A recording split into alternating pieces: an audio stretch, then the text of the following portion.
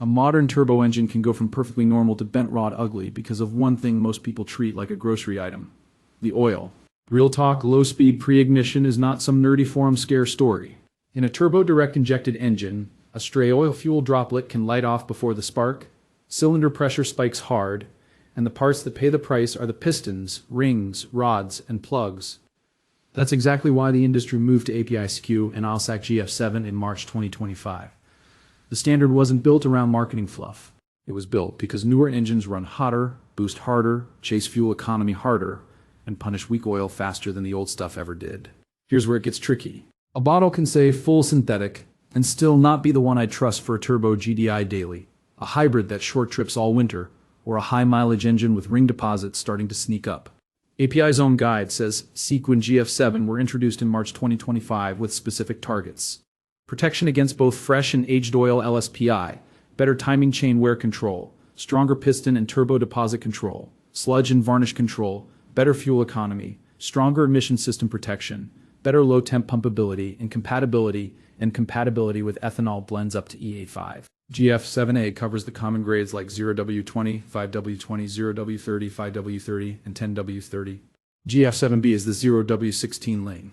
So if you're staring at the shelf in 2026, the first question is not which brand do I like. It's does this bottle actually meet the standard my engine was designed around? Now the chemistry part, but plain English. Calcium and magnesium are major detergent and dispersant players. They help neutralize acids and keep hot metal surfaces from turning into a baked-on mess. Blackstone's additive comparisons show just how much those levels swing from oil to oil.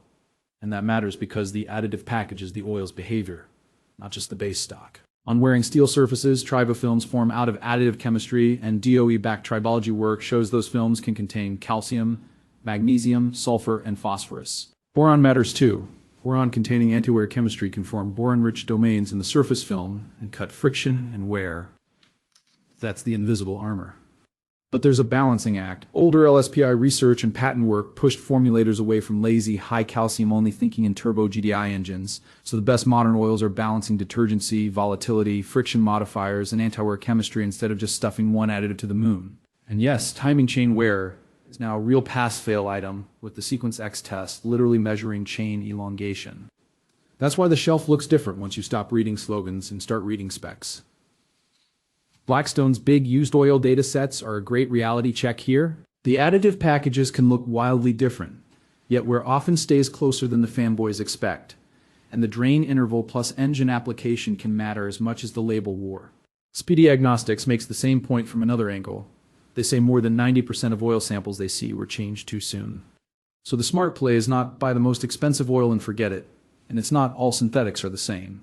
The smart play is matching the oil to the engine, the spec, and the service pattern. Common forum talk on Bob is the oil guy lands in about the same place once the noise settles down. So if I'm cutting the whole shelf down to 6 names, the first 2 that make it but don't win are AMSOIL Signature Series and Castrol EDG Extended Performance.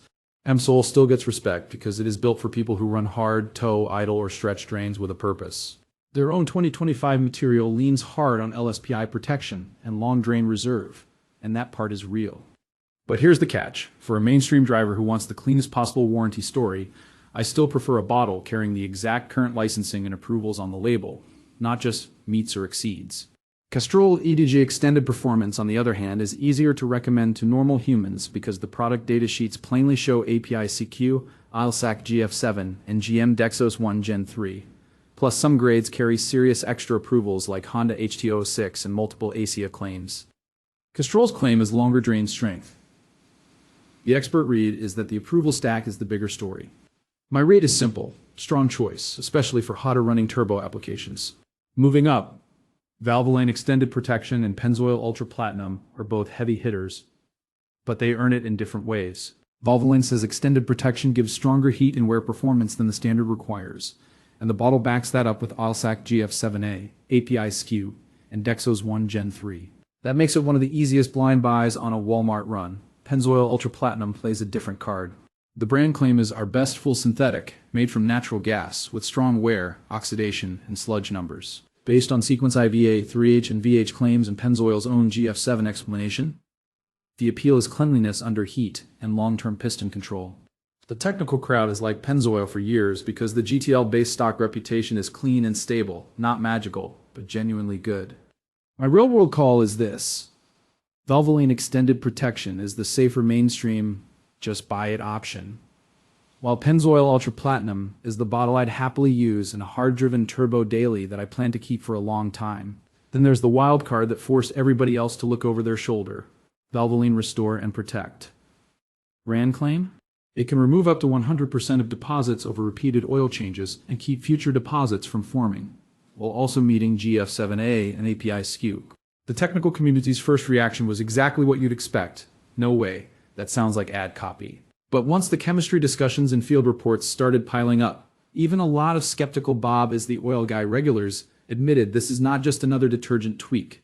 Valvoline says the cleaning is chemical, gradual, and aimed at piston deposits, not some abrasive shortcut. My conclusion is blunt. If your engine is high mileage, sticky ring suspicious, oil burning a little, or clearly dirty inside, Restore and Protect may be the most useful bottle on the shelf right now. It is not my overall winner, but it is the best rescue and protect oil in this group, and nobody else has made the same case as cleanly.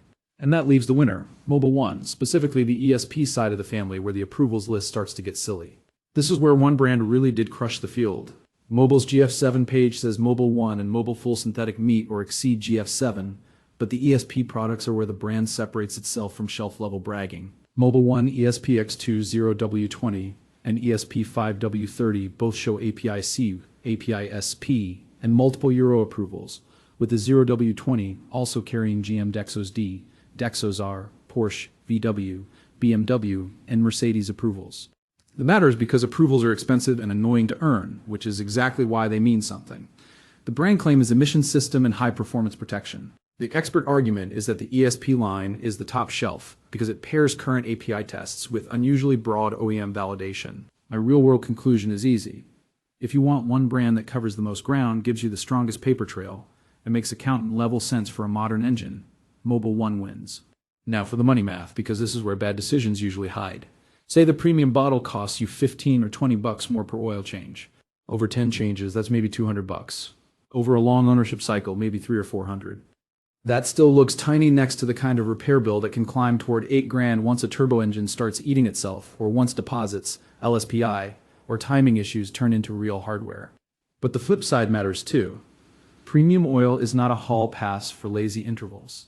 Speedy Agnostics says most people are changing too soon, and Blackstone's data says interval and application matter a lot, so the smart move is not blind 3,000-mile panic, and it's not blind 20,000-mile optimism. It's matching interval to use. So drop your vehicle, engine, mileage, and current oil change interval in the comments. I want the exact combo. And pick a side, 5,000-mile changes or factory recommended 10K. My blueprint for longevity is boring, and that's why it works. Start with the owner's manual and buy the exact viscosity and approval your engine asks for. If your engine is turbocharged, direct injected, runs short trips, tows, sees desert heat, or idles a lot, stay with an API Seek and ILSAC GF7 oil and lean toward the stronger products in this group.